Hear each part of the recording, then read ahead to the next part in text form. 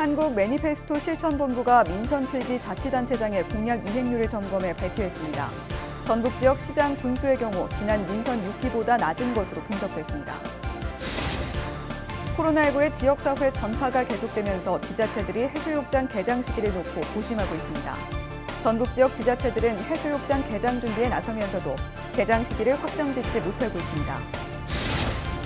전북 지역 학교들의 등교 수업이 순차적으로 진행되는 가운데 도교육청이 수업 지원에 나섭니다. 도교육청은 6월 30일까지 교사들에게 출장과 연수 등을 요청하지 않기로 했습니다. 통일신라시대 학자 최치원 선생 미패가 있는 무성서원은 지난해 유네스코 세계문화유산에 등재됐습니다. 이런 가운데 최치원 선생의 정신을 배우고 체험할 수 있는 프로그램이 추진돼 기대를 모으고 있습니다. 헬로티비 뉴스 전북 지금 시작합니다.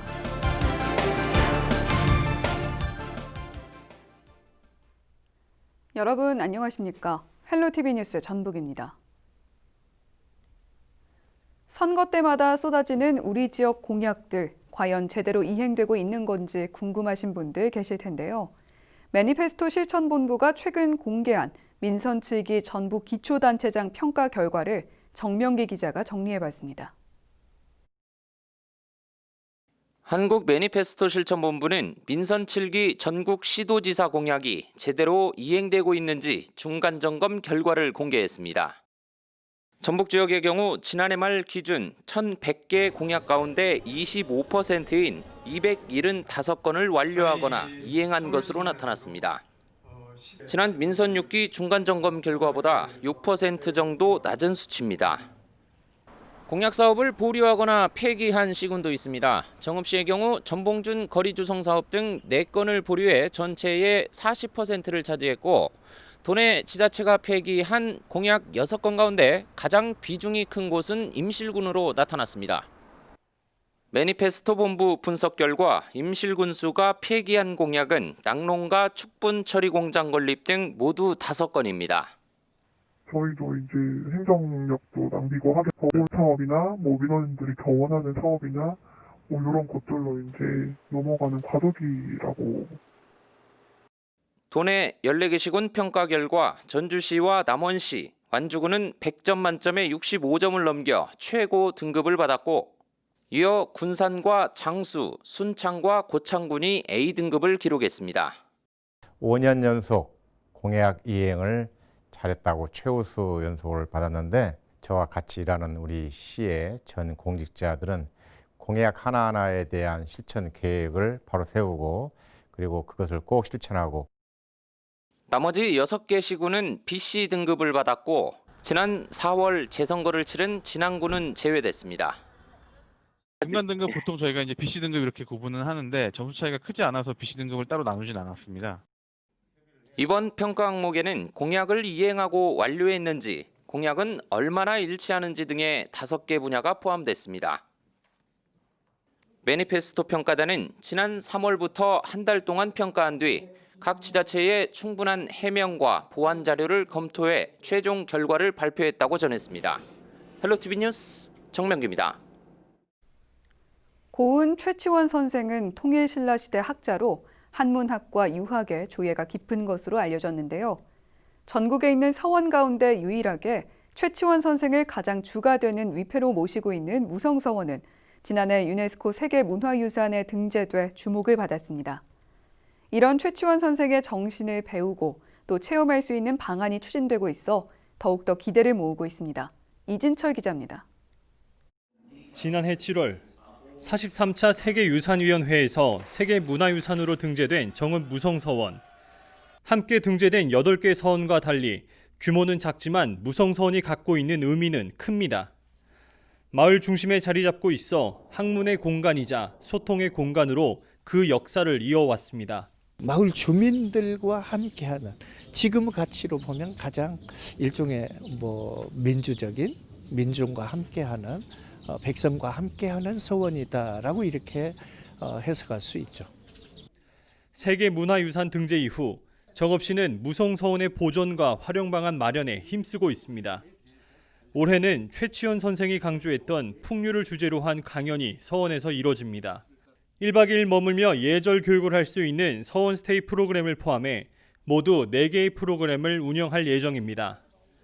축구장 절반 이상 규모로 무성서원 인근에는 강의실과 숙소 등을 갖춘 선비문화수련원 조성을 추진하고 있습니다. 지금 전라북도 투자심사를 하반기에 요청을 하고 통과가 되면은 학생들이나 일반인들에게도 선비정신을 배우고 익히는 그런 좋은 그런 공간이 될 걸로 봅니다. 최치원 선생 등 옛 성현들의 사상이 깃들어 있는 무성서원. 이제는 후손들이 선생의 사상을 배우고 체험할 수 있는 공간으로 자리매김할 전망입니다. 헬로티비 뉴스 이진철입니다. 코로나19의 지역사회 전파가 계속되면서 지방자치단체들이 해수욕장 개장 시기를 놓고 고심하고 있습니다. 전북도 지자체들은 최근 해수욕장 개장 준비에 나서면서도 개장 시기를 아직 확정짓지 못했다고 밝혔습니다. 변산과 격포, 위도, 모항과 고사포 등 5개 해수욕장을 운영하는 부안군, 구시포와 동호 해수욕장을 운영하는 고창군의 경우 개장 시기를 정하지 못하고 있습니다. 특히 코로나19 확산으로 해외여행이 어려워지면서 피서객이 늘어날 것으로 보고 해수욕장 운영 방침을 마련 중입니다. 지자체들은 지난해와 비슷한 수준으로 7월 둘째 주쯤 개장을 계획하고 있는 것으로 파악됐습니다.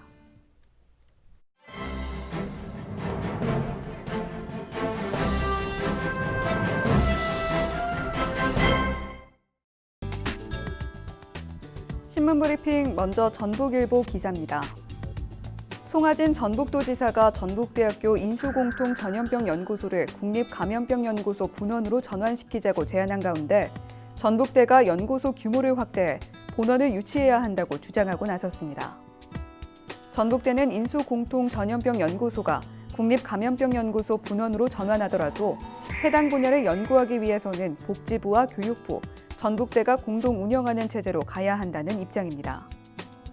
전북대 관계자는 대학이 자체적으로 파악한 결과 교육부와 복지부가 함께 산하기관으로 두는 체제로 가고 인수공통 전염병 연구도 병행하면서 전북대가 연구 부문에 참여하는 형태를 중앙정부에서 고려하는 것으로 알고 있다며 인수공통 전염병을 포함하는 감염병 연구소의 본원 최적지가 바로 익산의 현재 공통 전염병 연구소라고 강조했습니다.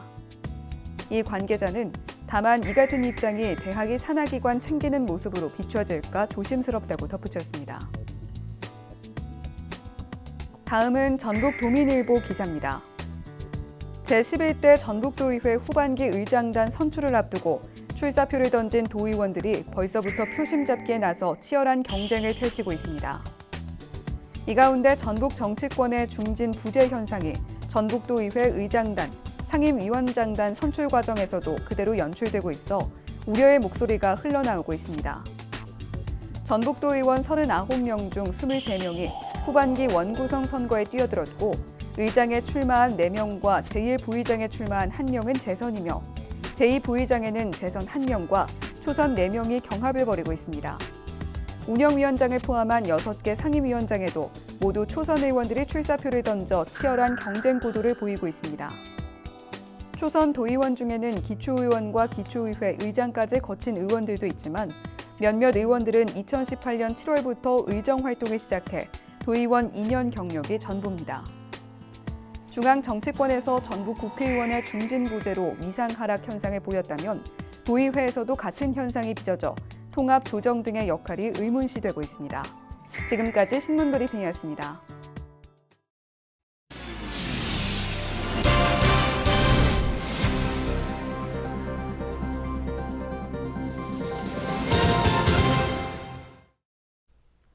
우렁이 농법으로 생산된 남원 지역 쌀이 6월부터 수도권 지역에 출하될 예정입니다. 남원시는 그동안 서울 지역에서만 유통됐던 남원 찬미가 최근 경기도 성남시와 고양 하나로마트 등 수도권까지 유통망이 개척됐다고 밝혔습니다. 또 인터넷 우체국까지 공급망이 확대돼 전국 소비자들로부터 문의가 잇따르고 있다고 전했습니다. 남원시와 재배농가가 남원 미국 종합처리장과 생산하는 쌀인 남원 찬미는 지난해 전면적 농산물 우수관리 GAP 인증을 받는 등 고품질 쌀로 인정을 받고 있습니다. 철저한 품질 관리를 통해서 남원 찬미가 전국에 있는 소비자들의 식탁에 오를 수 있도록 지원을 아끼지 않겠습니다. 전북 지역 학교들의 등교 수업이 순차적으로 진행되는 가운데 전북도 교육청이 수업 지원에 나설 방침입니다. 전북도 교육청은 안전한 교육 환경 조성을 위해 6월 30일까지 등교 수업 지원의 달로 지정 운영한다고 밝혔습니다. 도교육청은 등교 수업이 시작되면서 교원이 수업 생활지도에 전념하도록 긴박하지 않은 행정 업무를 줄이기 위한 취지라고 설명했습니다. 주요 추진 내용은 교사들을 상대로 외부 연수와 회의, 행사, 출장 등을 요청하지 않는 것입니다. 또 필수 공문과 회의도 신중하게 판단하도록 했습니다. 임실군이 소득기준 제한 없이 모든 출산 가정의 기저귀 지원 사업을 추진할 예정입니다. 임실군은 그동안 저소득층에만 지원하던 출산 가정 육아 필수품 기저귀 구입 비용을 지역 내 전 출산 가정에 지원한다고 밝혔습니다. 이번에 확대되는 기저귀 지원 사업은 사회보장제도 변경 협의 후 관계부처의 동의를 받아 추진될 예정입니다. 현재 임실군은 출산 가정에 출산 장려금으로 첫째와 둘째 300만 원, 셋째 500만 원, 넷째 이상 800만 원을 각각 지원 중입니다. 임실군은 다음 달부터 미취학 아동 1인당 10만 원의 코로나19 긴급재난지원금을 보호자 명의의 계좌에 직접 입금할 예정입니다. 전북도는 코로나19 사태 장기화에 따라 경영난을 겪고 있는 외식업소들을 위해 음식점 시설 개선 지원 사업을 확대 추진한다고 밝혔습니다. 전북도는 당초 10억 원의 예산을 투입할 예정이었지만 20억 원을 증액해 총 사업비를 30억 원으로 확대했습니다. 사업 대상은 일반 음식점과 휴게 음식점, 제과점 등입니다. 구체적으로는 식생활 방식 변화에 따른 입식 테이블과 영업장 위생시설 개선을 위해 업소당 최대 1,000만 원 한도로 지원합니다. 전북지방환경청은 여름철 장마에 대비해 6월 한 달간 환경피해 우려 사업장 특별 점검에 나선다고 밝혔습니다. 환경청은 사면붕괴 방지를 위한 안정성 확보 여부와 가배수로, 침사지 등 토사 유출 저감 시설의 운영 여부 등을 점검할 예정입니다. 점검 대상은 사면붕괴나 토사 유출 우려가 큰 토석 채취, 도로 등과 관련한 대규모 개발 사업장 16개소입니다. 환경청은 점검을 통해 중대한 위반 사항이 발견될 경우 환경영향평가법에 따라 공사 중지 명령이나 5년 이하의 징역 또는 5천만 원 이하 벌금 등 고발 조치할 방침입니다. 김제시가 지역 기업이나 소상공인 등의 애로사항을 해결하기 위한 지방규제신고센터를 올해 말까지 운영하기로 했습니다. 김제시는 불합리한 각종 규제와 인허가 절차 등에 대한 애로사항을 접수한다고 밝혔습니다. 날씨와 생활입니다. 금요일 전북 지역은 대체로 맑겠는데요. 국내외 대기 오염물질의 영향으로 오전 초미세먼지 농도는 나쁨 수준을 보이겠습니다. 금요일 아침 최저 기온은 12도, 낮 최고 기온은 28도를 보이겠습니다. 자세한 우리 지역 날씨입니다. 아침 최저 기온은 임실 12도, 남원, 순창, 정읍은 13도, 부안, 고창 14도, 김제는 15도를 나타내겠습니다. 한낮 기온은 부안과 고창이 26도, 김제, 임실, 정읍 27도, 남원과 순창은 28도까지 오르며 덥겠습니다. 다음으로 생활지수입니다. 금요일 전북 지역은 대체로 맑겠습니다. 밀렌 빨래하시고요. 세차하기에도 좋겠습니다. 맑은 날씨만큼 자외선도 강합니다. 외출하실 때 선크림 잊지 말고 바르시길 바랍니다. 이어서 주간 날씨 살펴봅니다. 이번 주간에는 가끔 구름이 많은 가운데 낮 기온이 다소 높겠습니다. 대부분 지역의 낮 기온이 25도 이상 올라 덥겠고 내륙은 30도 가까이 오르는 곳도 있겠습니다.